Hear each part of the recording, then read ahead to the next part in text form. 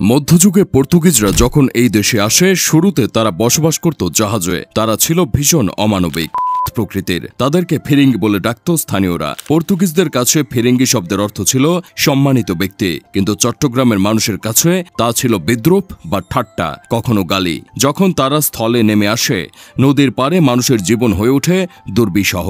জমি দখল, লুটপাটের কারণে এলাকা ছাড়তে হতো অগণিত মানুষকে।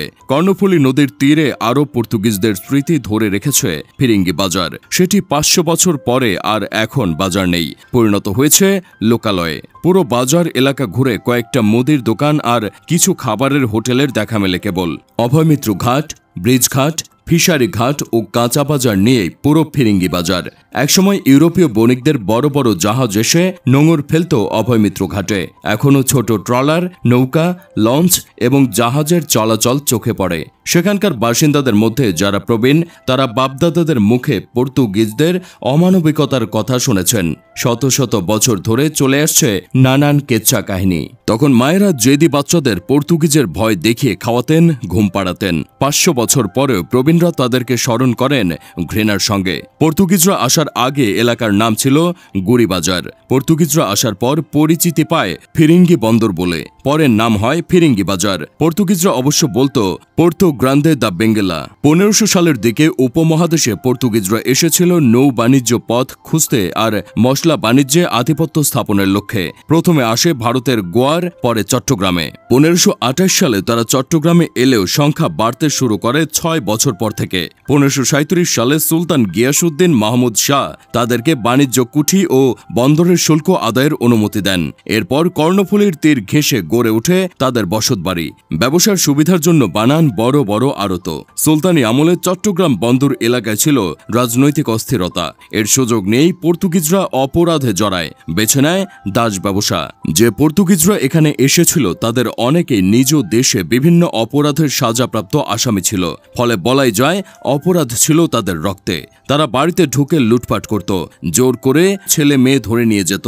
তাদেরকে এই ফিরিঙ্গি বাজারে সেখানে নিলামে তোলা হতো। তাদের কথা সে সময়ের সাহিত্যেও লেখা আছে, অনেক কবিতাও রচনা হয়েছে, পালা গানেও ফুটে উঠেছে অনেক কিছু। তারা পরত লাল কোট, কালো ছোট প্যান্ট এবং রঙিন টুপি, লাঠি, বল্লম, তলোয়ারের পাশাপাশি বন্দুকও ব্যবহার করত। বিখ্যাত পর্যটক মানুচির বর্ণনা বলছে, তারা নৌকায় করে ঘুরে ঘুরে নারী, পুরুষ, শিশু, সোনা রূপা যা কিছুই পেত সব লুট করে নিয়ে যেত। অনেক সময় জিম্মি করে রাখা মায়েদের কোলের দুগ্ধ শিশুকে ছিনিয়ে নিয়ে মাঝ নদীতে ফেলে দিত। বন্দির হাতের পাতা ফুটা করে তার মধ্যে পাতলা বেত দিয়ে নৌকার ডেকেই বেঁধে রাখত। খাঁচার মুরগিকে যেভাবে খাবার দেওয়া হয় তেমনি এই বন্দীদের সকাল ও সন্ধ্যায় চাল দেওয়া হতো। অত্যাচারে যেত বেশিরভাগ, বাকিদের দিয়ে করানো হতো চাষবাস বা বিক্রি করা হতো ওলন্দাজদের কাছে। 17 শতকের প্রথম দিকে চট্টগ্রাম আরাকান অঞ্চলে দাস ব্যবসার জন্য কয়েকটি বাজার গড়ে ওঠে। এসব বাজারে কেনাবেচার কাজ করত কেবল পর্তুগিজরা। চট্টগ্রামে পর্তুগিজদের সবচেয়ে বড় বসতি ছিল এসব বাজারকে কেন্দ্র করেই। তাদের বেশিরভাগ বাস করত দেয়াঙ্গ, আঙ্গারখালী, ফিরিঙ্গি বাজার, পাথরঘাটা এবং জামালখান এলাকায়। এভাবে চলতে থাকার ফলে ধীরে ধীরে জনমানবহীন হয়ে পড়ে এসব এলাকা। 1621 সাল থেকে 3 বছরেই 42 জন মানুষকে দাস হিসেবে বিক্রি করা হয়। বন্দি করা সুন্দরী নারীদের কাউকে উপপত্নী হিসেবে রাখত। এভাবে পর্তুগিজদের বংশ বিস্তারও ঘটতে শুরু করে। স্থানীয়রা তাদেরকে কালা ফিরিঙ্গি বা মেটে ফিরিঙ্গি বলে ডাকত। সে সময় জাহাজ মেরামতের জন্য কাঠ আর লবণের যোগান আসত সন্দ্বীপ থেকে। একসময় পর্তুগিজদের চোখ পড়ে এই দ্বীপে। 1602 সালে সেটি দখলও করে তারা। তবে 5 বছর পর আরাকান বাহিনীর আক্রমণে যায় প্রায় 600 পর্তুগিজ। বাকিরা আশ্রয় নেয় বন, জঙ্গল, সমুদ্রে। 8 থেকে 10টি বেঁচে যাওয়া জাহাজ নিয়ে ত্রিবাও নামে একজন সহযাত্রীদের নিয়ে আস্তানা গাড়েন মেঘনার মোহনায়। বাকলার রাজার সাহায্য নিয়ে 1609 সালে তিনি ফের সন্দ্বীপে দখল করেন। দ্বীপের সব মুসলমান করে নিজেকে রাজা ঘোষণা করেন। 1616 সালের আরাকান রাজার হেরে গিয়ে তিবাও আশ্রয় নেন বাংলার মূল ভূখণ্ডে। পর্তুগিজ দস্যুদের সাথে আসে যাজকরাও। তারা এই অঞ্চলে ধর্ম প্রচারও করে, গড়ে তোলে বেশ কিছু গির্জা।